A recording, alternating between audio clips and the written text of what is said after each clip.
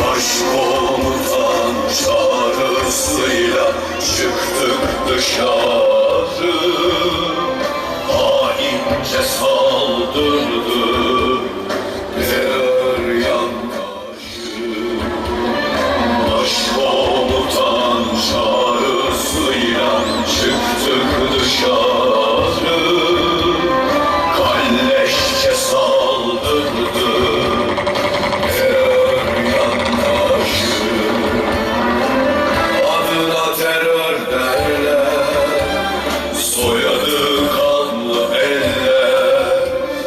Vatanı bölmek için. Telefon ışıklarını girelim bağcılar. Yüreğini yüreğine koy. Haydi bağcılar.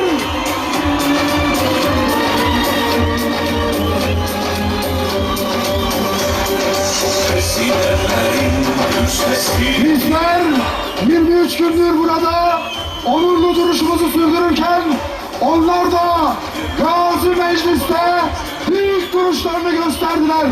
Ve ardından meydan meydan, sokak sokak gezerek darbecilere karşı büyük duruşlarını gösterdiler. Onlardan biri İstanbul Milletvekilimiz Tülay Kaynarca. Bu şekilde gördük ki Türkiye'nin hem içeride Cumhurbaşkanımız Recep Tayyip Erdoğan daha onun sesini duyar bu alçaklar her şeyi stratejik olarak en ince ayrıntısına kadar hesap ettiler mi? Ettiler. Ama neyi bilemediler? Canı pahasına vücudunu tanka siper etmeyi, kurşunların altında kendini evladıyla birlikte şehit olabilecek olmayı, ölümün şebi aruz olduğunu bilen bir milletin sen sırtını yere getirin birçoğunu zirayet ettik. 16 yaşında bir fidanını kaybetmiş bir anne. Annesi.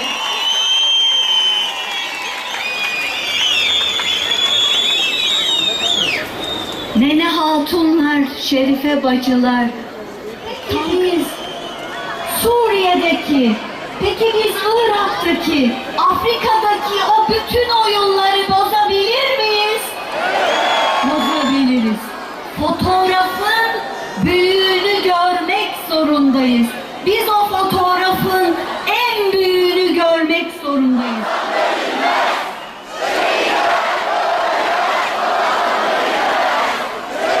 Yüreğini yüreğine koy, içindeki iman gücüne. Sessiz silahcılar. Haydi bayraklar, gelincik sallası Allah'cılar. Haydi bayraklar.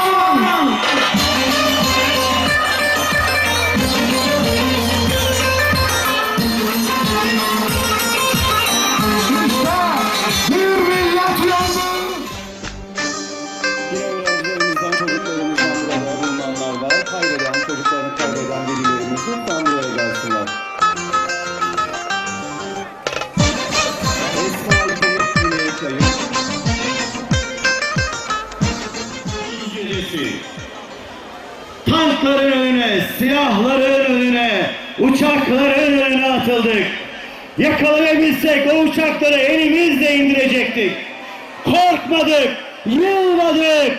İşte onlardan bazı kardeşlerimiz şehadet mertebesine ulaştılar.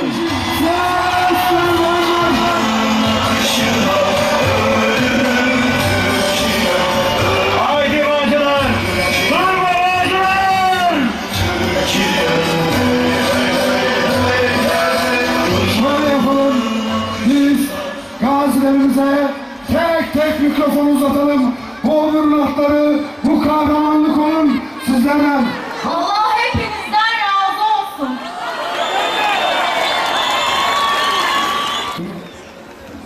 Öncelikle selamünaleyküm.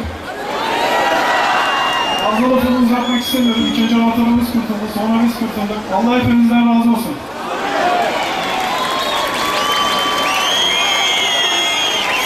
Selçuk Güneş, köprüde yaralandım. Bu güzel vatanı kurtardık.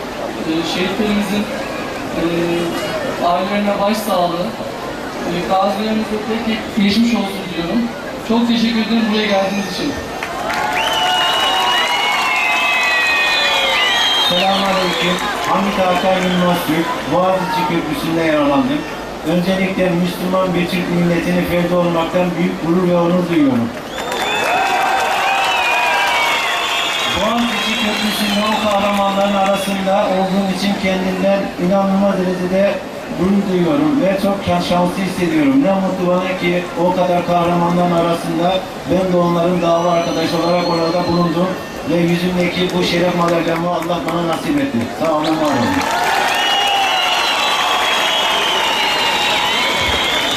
Selamünaleyküm. Ben Erdoğan Güney.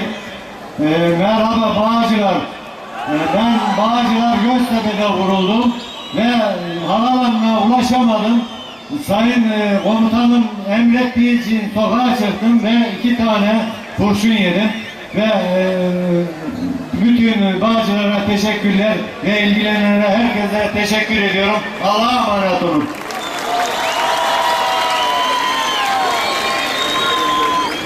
Allah'ın selamı sizlerin üzerine olsun. Söyleyecek fazla bir şey yok aslında. Önce hakimiyet Allah'ın, sonra biz milletindir.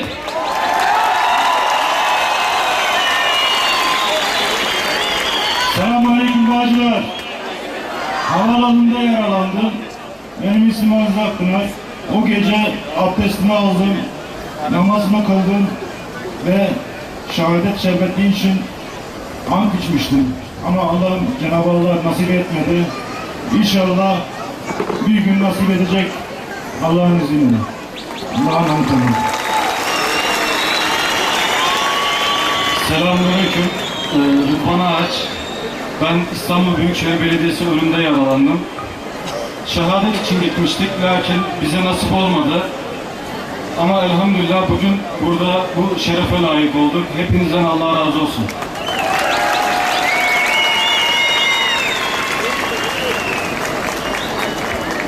Evet, hepimiz duygulandık. Gazilerimize tekrar bir alkış istiyorum Bağcılar.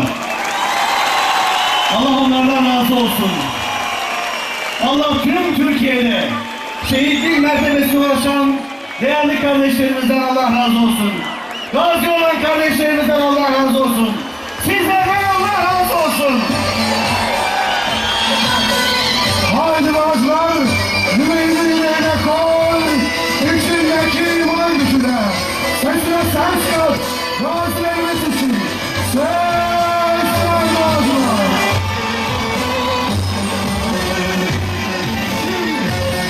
Aramızda çok değerli birisi, Türkiye Büyük Millet Meclisi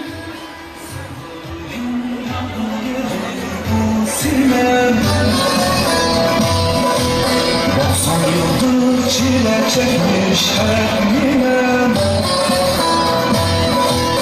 Pınarlardan su doldurur eline Mavi boncuk takışına Türkiye'm teşekkürler Bağcılar. Şimdi çok değerli bir isim aramızda. Türkiye Güzel insanları, Bağcılar'ın birbirinden değerli, birbirinden kahraman, birbirinden yiğit hanımefendileri, beyefendileri. 15 Temmuz'dan beri bu meydanı hınca hınç dolduruyorsunuz. Öncelikle sizleri yürekten tebrik ediyorum. Sizleri canı gönülden tebrik ediyorum. Bu emeklerinizden dolayı Allah sizlerden razı olsun. Biz milli iradeye gasp eden gayrimeşru bütün girişimlere karşı olduğumuzu haykıracağız. Millet olarak, seçmen olarak, asıl olarak işin başında biz olduğumuzu orada haykıracağız. Bakın değerli Bağcılarlılar, değerli hemşehrilerim, bu darbe girişimi bir şeyi hedef alıyordu. Sizlerin rey ile iktidara gelen ve sizlerin rey ile iktidarda olan meşru hükümeti alaşağı edip yerine bir junta hükümeti kurulmak isteniyordu. Peki son 7-25'i yaptılar. Ondan önce farklı darbe girişimlerini denediler. Şimdi de 15 Temmuz darbe girişiminde bulundular. Ve her seferinde daha da seviyesizleştiler, daha da zalimleştiler. Ve 15 Temmuz'da milletin demir yumruğunu darbeciler kafalarına yediler. Ve hepsi şaşırdı. Hepsi kaçacak bir delik aradı. Ama sizler sadece yumruğu vurmakla bırakmadınız. Kaçtıkları deliklerden onları tek tek çıkarıp emniyet güçlerine teslim ettiniz. Değerli hemşehrilerim, bundan sonra da Türkiye politikalarında kararlı bir şekilde yoluna devam edecektir.